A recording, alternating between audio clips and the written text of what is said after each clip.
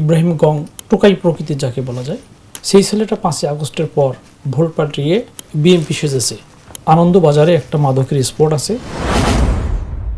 এই মাদকগুলো এই দিক থেকে সবগুলো বিক্রি হয়ে রংপুরের দিকে চলে যায়। শিক্ষক হিসেবে কীভাবে সরকারি জমি দখল করে এটা একটা দেখার বিষয়। সরকারি জমি দখলের মতো স্পর্শকাতর অভিযোগ, ক্ষমতার প্রভাব এবং নথিভিত্তিক অনুসন্ধানী রিপোর্ট। দিনাজপুরের পার্বতীপুরে ইব্রাহিম গংদের বিরুদ্ধে করা দ্য ইনভেস্টিগেশনের অনুসন্ধানী রিপোর্ট একেবারে প্রশাসনকে নাড়িয়ে দিয়েছে। এরপর বন বিভাগের কার্যকরী পদক্ষেপ, এবং সেটি যেন প্রমাণ করে অনুসন্ধানী সাংবাদিকতা এখনও প্রশ্ন তুলতে পারে। আর সেই অনুসন্ধানী রিপোর্টের নেতৃত্ব যিনি দিয়েছেন তিনি দ্য নিউজের সিইও এবং ম্যানেজিং ডিরেক্টর জনাব মোহাম্মদ আনোয়ারুল ইসলাম। এই রিপোর্টটি কিভাবে উঠে এসেছে এবং এত গভীরে কিভাবে যাওয়া গেছে সেটি আমরা শুনবো তার কাছ থেকে। আনোয়ারুল ইসলাম, আপনাকে স্বাগতম আমাদের স্টুডিওতে।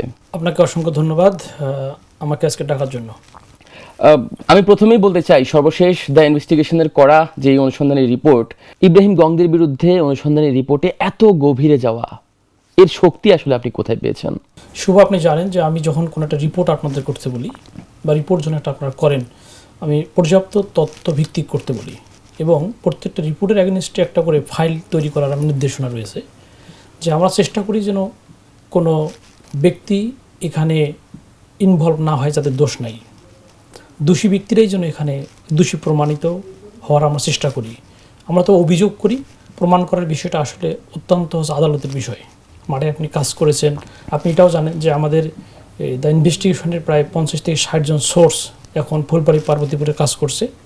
তার ধারাবাহিকতায় যে আমি তথ্যগুলো পেয়েছি, ইব্রাহিম খলিল গং, আপনি জানেন যে ওটা আমাদের নিজ এলাকা, আমি এই এলাকাতেই বড় হয়েছি।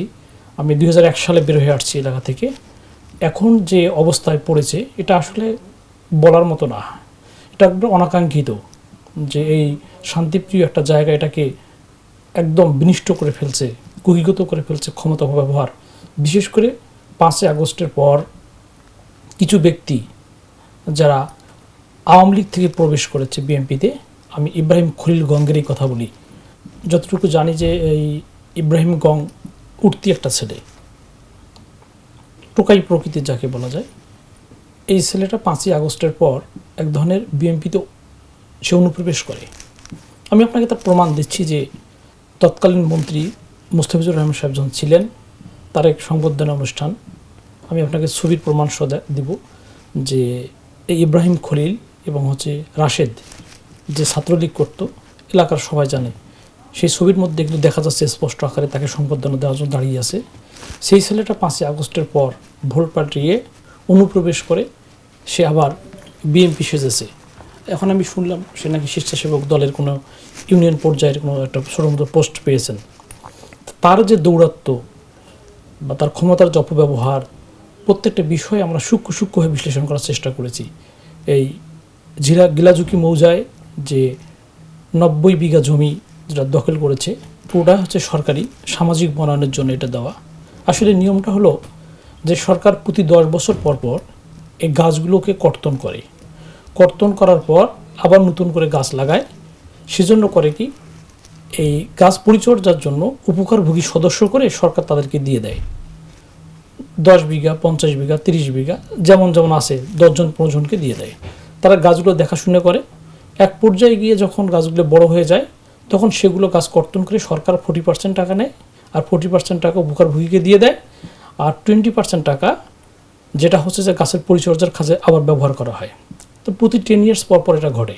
তবে কিছু ক্ষেত্রে আইনের ব্যতিক্রম আছে, যে যদি গাছগুলো অস্বাভাবিক বড় হয়, তখন এইটার সভাপতি কিন্তু ইউনো মহোদয় একটা ইউনিয়নের, উনি যদি ডিরেকশন দেয় বা নির্দেশনা দেয় যে গাছগুলো কর্তনের উপযোগী, তখন রেজুলেশন করে জেলাতে পাঠায়, জেলা এটা বন বিভাগ থেকে নিয়ে গাছগুলো কর্তন করার সুযোগ একটা রয়েছে। আর আমরা দেখেছি এখানে যে এই গাছগুলোকে সব 16-17 সালে গাছগুলোকে লাগানো, অথবা গাছ কাটার অবস্থায় চলে আসছে। তা আমি এসে কথা বলছিলাম বন বিভাগের ঊর্ধ্বতন কর্তৃপক্ষ, একদম হায়ার লেভেলের। তো উনি বলতেছিলেন যে এই 90 বিঘা জমিতে যদি গাছ লাগানো যায়, তা সরকার মোটামুটি এখান থেকে রাজস্ব হারিয়েছে প্রায় 20 থেকে 25 কোটি টাকা। উনি এই রিপোর্টটি দেখেছেন এবং উনিও এই বিষয়ে পদক্ষেপ নেওয়ার কথা বলছেন। তো 5ই আগস্টে গাছ কর্তন করার পরে যাদের নাম ওখানে এসেছে এবং তারা একটা অভিযোগও দিয়েছিল থানায়, এই কাগজটা আমার হাতে এসেছে। কাগজটার মধ্যে ইব্রাহিম খলিল গং এখানে হচ্ছে 2 নম্বর আসামি, তাকে অন্তর্ভুক্ত করেছে। আর আমাদের একটা স্কুল আছে ওখানে, মধ্যপাড়া করিনশিলা, যিনি আওয়ামী লীগ সরকারের আমলে নিয়োগপ্রাপ্ত হয়েছেন, তার নাম হচ্ছে শফিক। শফিক সাহেবও এর সাথে ইনভলভ। বিষয়টা আগের এপিসোডে আনা হয়নি, পরবর্তীতে বিভিন্ন তথ্য অনুসন্ধানের ভিত্তিতে আমি জানতে পারলাম যে শফিকও হচ্ছে ওই ইব্রাহিম গংদের একটি অংশ, সে ওই জমি জবরদখলের সঙ্গে সে জড়িত।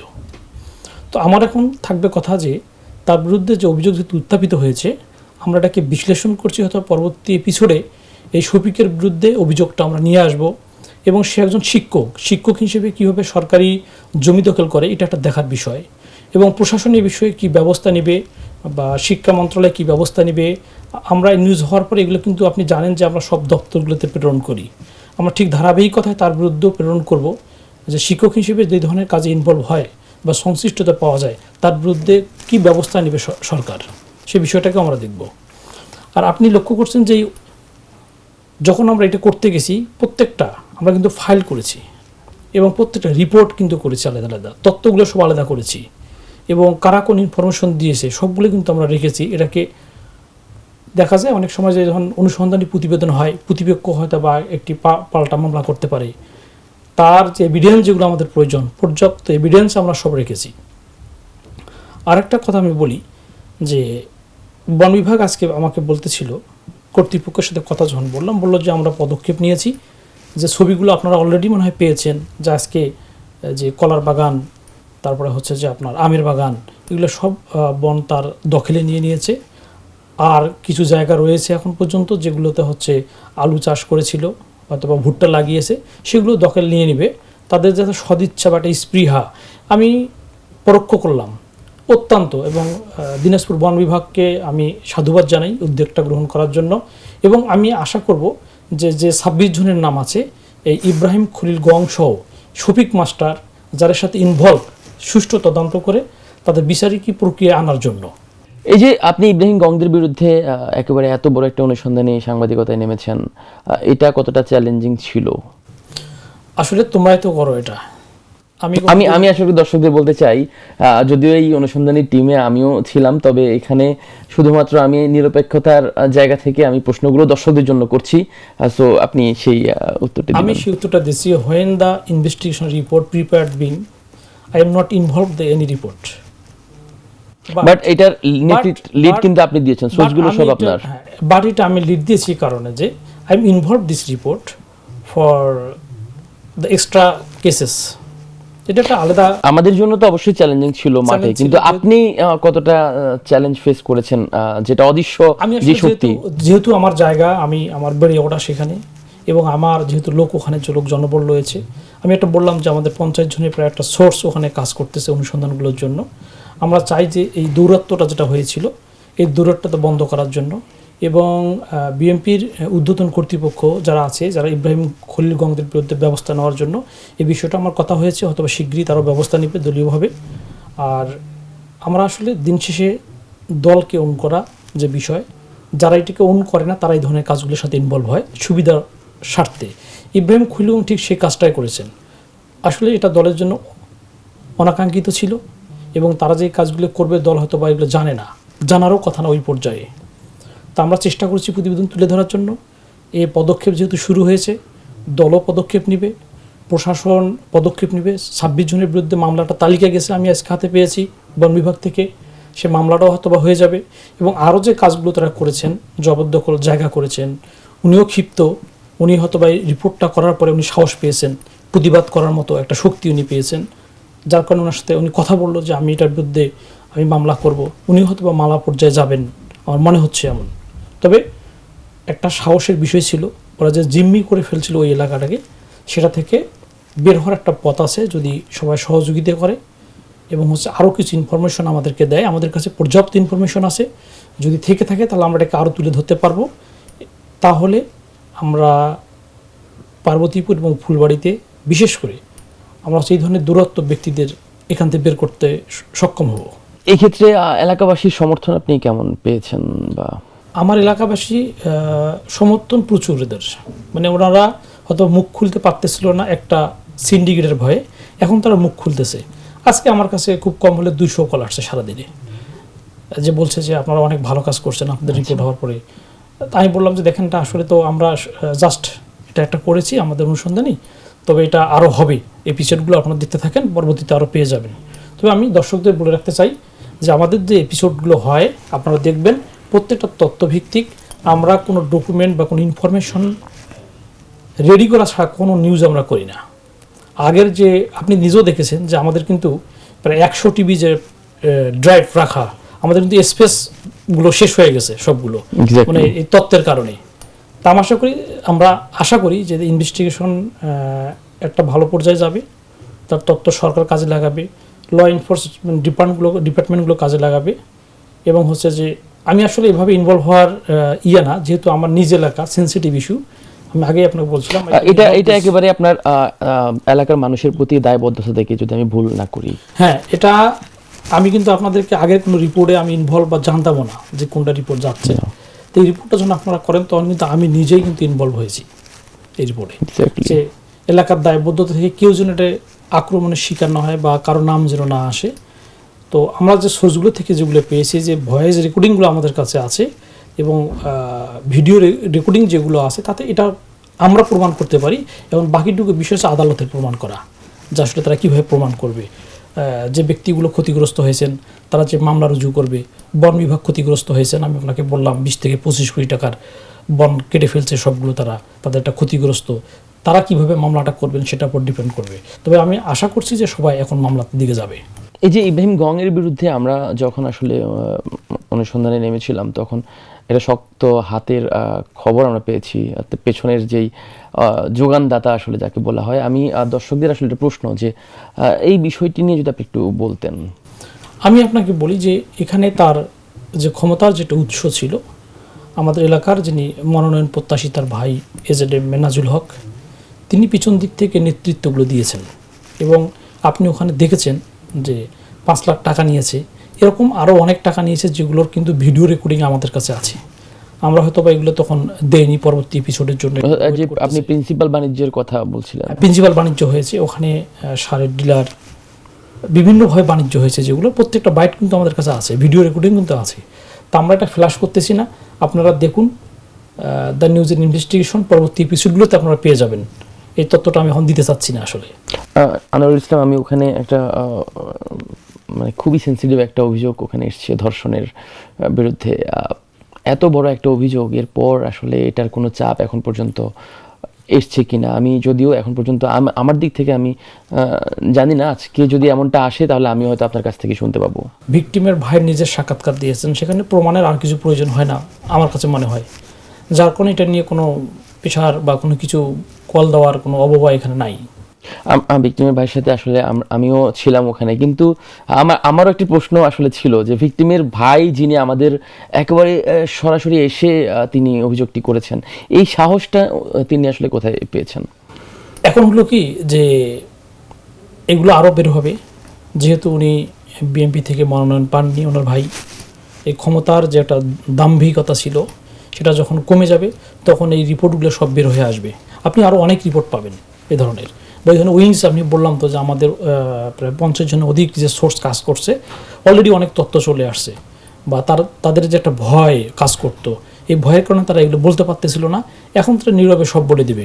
আমি আশা করি যে আগামী হয়তো 10-15 দিনের মধ্যে যথেষ্ট তথ্য উপাত্ত আরও পাবো, তাদের বিরুদ্ধে অভিযোগগুলো আমরা প্রমাণ করতে পারবো যে আমাদের অভিযোগগুলো আরও তথ্য নির্ভর, আরও প্রমাণ ভিত্তিক, দালিলিক প্রমাণ, এগুলো আমরা উপস্থাপন করতে পারবো। অর্থাৎ আপনি বোঝাতে চাচ্ছেন মানুষের চোখ আসলে খুলে গেছে এবং তাদের যেই সাহস সেটিও বেড়ে গেছে, এবং সামনে হয়তো বা আরও বেশি কিছু আসবে এই গংদের বিরুদ্ধে। হ্যাঁ, এটা একবারে আপনি সত্যি কথা বলছেন যে মানুষ যে ভয়ের বা ত্রাসের রাজত্বে বাস করতো, সেটা থেকে মানুষ হচ্ছে বের হয়ে গেছে। ত্রাসের রাজত্বে যে বাস করতো সেখান থেকে মানুষ বের হয়ে গেছে, এখন মানুষ মুখ খোলা শুরু করছে। না হলে কেন মানুষ আমাদেরকে এই তথ্যগুলো দিবে, এটা একটা বিষয়। এবং অনেকে আমাকে কল দিছে, বা আপনি দেখছেন ফেসবুকে লগ দিছে যে আমাদের কিছু তথ্য আছে, আমরা কিছু বলতে চাই। এ ধরনের ভুক্তভোগী কিন্তু অনেক আছে, যেগুলো আমরা হয়তো পরবর্তী এপিসোডে দর্শকদের জন্য থাকলে দর্শক দেখবেন এগুলো আমি তাদের জন্য রাখি। আপনি এই যে বললেন যে ভয়ের যেই রাজনীতি, ত্রাসের রাজনীতি, সেটা ভেঙে দেওয়া হয়েছে, এবং আমি যদি বলি যে সেই ভেঙে দেওয়ার পার্বতীপুরের সেই ত্রাসের যেই রাজনীতি, সেটি ভেঙে দেওয়ার একদম প্রধান কারিগরি আপনাকে বলা যায়। তো কি মনে হয় আসলে সাংবাদিকতার কাজই কি আসলে এটা, সার্থকতা কি এখানে কিনা? আসলে আমরা যখন দেখি যে দলমত নির্বিশেষে একটা কথা বলতে চাই, যখন আওয়ামী লীগ সরকার ক্ষমতায় ছিল তখন হচ্ছে ওই জায়গাটা পার্বতীপুরটা বিশেষ করে একটা নিয়ন্ত্রণ করে ফেলে একটা গোষ্ঠী পুরোটাই। ঠিক 5ই আগস্টের পর একটা গোষ্ঠী নিয়ন্ত্রণ করে ফেলছে। এদের নিয়ন্ত্রণ করার ফলে হয় কি, এরা ওই আমাদের 13টা ইউনিয়ন, 2টা থানা মিলে এরা এই ইউনিয়নগুলোকে কন্ট্রোল করে। এবং আপনি জানেন যে আমাদের ওখানে মধ্যপাড়া কঠিনশিলা আছে, খনি প্রকল্প, তারপরে হচ্ছে যে আপনার বড় প্রক্রিয়া কয়লা খনি আছে। এখানে একটা হিউজ পরিমাণ ব্যবসার সোর্স রয়েছে, যে সোর্সগুলো ওনারা ব্যবহার করেন এবং এখান থেকে একটা মাসোহারা ওনারা পান। এই ধরনের তথ্য আমাদের কাছে আছে বা তারা নেন। আমরা এই তথ্যগুলো সংগ্রহের জন্য এখন আছি, কিছু পাইছি, কিছু হয়তো পাবো। এই যে এটা গেল, আপনি আরো অনেক কিছুই সামনে নিয়ে আসবেন, কিন্তু এর বাইরে আরো এমন কি আছে যেটা আসলে আপনি হয়তো বা রিভিল করতে যাচ্ছেন সামনে? আসলে আমি এই তথ্যগুলো আনতে গিয়ে গত দুদিনে আরও কিছু তথ্য পেয়েছি, যেটাতে আমি আরও বেশি মর্মাহত। কারণ আমাদের এলাকা ছিল একদম নিরীহ এলাকা, মানুষজন খুব শান্তপ্রিয় মানুষ, তারা আজকে নেশায় মত্ত হয়ে গেছে অনেক জায়গার লোকজন। আসলে মাদক যেটা ভয়ঙ্কর রূপ ধারণ করছে, আমি যেটা কথা বলতেছিলাম একজনের সাথে, সে বলল যে মাদকের কয়েকটা স্পট রয়েছে এখানে পার্বতীপুরে। পার্বতীপুর থেকে শুরু করে ইউনিয়ন পর্যায়ে এগুলো ছড়িয়ে পড়ছে। তো ইউনিয়ন পর্যায়ে কীভাবে ছড়াই পড়ছে সে বিষয়টা হলো, আমি শুনলাম যে পার্বতীপুরে একটা স্পট, সেখান থেকে আনন্দবাজারে একটা মাদকের স্পট আছে, আর ঠিক আমাদের বাসা থেকে 2 কিলো দূরে পলিপাড়া নামে একটা জায়গা আছে, এখানে একটা মাদকের স্পট আছে। এই মাদকগুলো এই দিক থেকে সবগুলো বিক্রি হয়ে রংপুরের দিকে চলে যায়। এটার ইনফরমেশন আমি পেয়েছি এবং কিছু ডাটাও আমার কাছে চলে আসছে, অথবা কোনো একটা এপিসোড এটা নিয়ে হবে। তো আমি আমাদের থানার যে জায়গাটা আমি একটু দেখাতে চাই ডিসপ্লেতে। এক্স্যাক্টলি, তো আমরা সেই ডিসপ্লে আসলে দেখব যে কি আছে সেই ডিসপ্লেতে। আপনি এই যে আমাদের দিনাজপুর জেলা গুগল ম্যাপে আপনি দেখতে পাচ্ছেন, এই দিনাজপুর জেলার 2টো থানা যেটাকে নিয়ে এখন মানুষের উৎসাহ উদ্দীপনা শুরু হয়েছে, সেটা হচ্ছে পার্বতীপুর এবং হচ্ছে যে ফুলবাড়ি, 2টো জায়গা। তা আমি মাদক সংক্রান্ত কথা বলতে গিয়ে আমি যে বিষয়টা পেয়েছি, তারা বললো যে পার্বতীপুরের একটা স্পট রয়েছে এবং এই স্পটটা চলে আসছে আপনার ভবানীপুর হয়ে চলে আসছে আনন্দবাজার। আনন্দবাজার একটা স্পট, আনন্দবাজার থেকে ঠিক মধ্যপাড়ার পলিপাড়া, রসুলপুর পার হয়ে যে রোডে গেছে, এই পলিপাড়াতে একটা মাদকের স্পট রয়েছে। 3টে স্পটের আমি অনুসন্ধান পেয়েছি। এই লাস্ট স্পট থেকে, এটা দিনাজপুর জেলা এবং হচ্ছে পার্বতীপুর থানার লাস্ট স্পট, এখান থেকে রংপুর বিভাগে মাদক ছড়িয়ে পড়ছে। আমার কাছে যেটা অনুসন্ধান রয়েছে যে মাদকগুলো পার্বতীপুরের পলিপাড়া থেকে এগুলো বদরগঞ্জের দিকে চলে যায়, রংপুর শহরের দিকে চলে যায়, এগুলো হচ্ছে বালুয়া মাসিমপুর নামে একটা জায়গা আছে সেদিকেও চলে যায়। আসলে এটা ভয়াবহ রূপ ধারণ করছে। এখনই যদি এটাকে থামানো না যায় তাহলে মাদকের কুফল সবাই বহন করবে। আমি আশা করি এটি নিয়ে একটি এপিসোড হবে এবং আপনার দেখতে চোখ রাখুন দ্য নিউজের ইউটিউব চ্যানেল এবং ফেসবুক পেজে। আমিও আশা করি দিনাজপুরের প্রশাসন এর বিরুদ্ধে, মাদকের বিরুদ্ধে যথাযথ ব্যবস্থা নেবে এবং দ্য ইনভেস্টিগেশন টিম এক্ষেত্রে যথাযথ ভূমিকা পালন করবে। এবং জনাব আনোয়ারুল ইসলাম, আপনাকে অসংখ্য ধন্যবাদ এমন একটি গুরুত্বপূর্ণ তথ্য আমাদের মাঝে শেয়ার করার জন্য। পার্বতীপুর ফুলবাড়ি আম জনতার প্রতি আপনার কোনো অনুরোধ বা কোনো আহ্বান আছে কিনা? We hope that the people of Parvatipur and Fulbari will come forward, raise their voice and speak openly with courage, so that their voice contribute meaningfully to the welfare of the general public. It is most powerful voice. যদি তারা এখন সাহস পাচ্ছে তারা বলার, তারা যদি কথাগুলো বলে তাহলে এটাকে নিমিষ করা সম্ভব। এক্স্যাক্টলি, আমরাও আশা করব সেই পার্বতীপুর এবং ফুলবাড়ির মানুষ এক্ষেত্রে দ্য ইনভেস্টিগেশন টিমকে সহযোগিতা করবে এবং তাদের যেই ভয়েস রেইজ আপনি বললেন সেটাকে আরও বাড়িয়ে দেবে। এবং ইনশাল্লাহ এবং প্রিয় দর্শক, আজকে দ্য ইনভেস্টিগেশনের যেই এপিসোড, সেই এপিসোড পর্যালোচনার পর্ব এতক্ষণ এখানেই ছিল, এই পর্যন্তই ছিল। এবং আমরা শুনতে পেলাম যে সামনে আরও কি কি আসছে। কথায় বলে আসলে সাংবাদিকের কলম যে কোনো প্রকার আসলে অস্ত্রের চাইতেও ভারী, এবং সেটাই যেন প্রমাণ করলেন মোহাম্মদ আনোয়ারুল ইসলাম এবং তার টিম। এবং তিনি যেমনটা বললেন, দ্য ইনভেস্টিগেশনে এই ইব্রাহিম গংদের কিন্তু আরও নানান অপকর্মের যেই রিপোর্ট সেটি আসছে, এবং সেটি দেখতে চোখ রাখতে হবে কিন্তু দ্য নিউজের ইউটিউব চ্যানেল এবং ফেসবুক পেজে।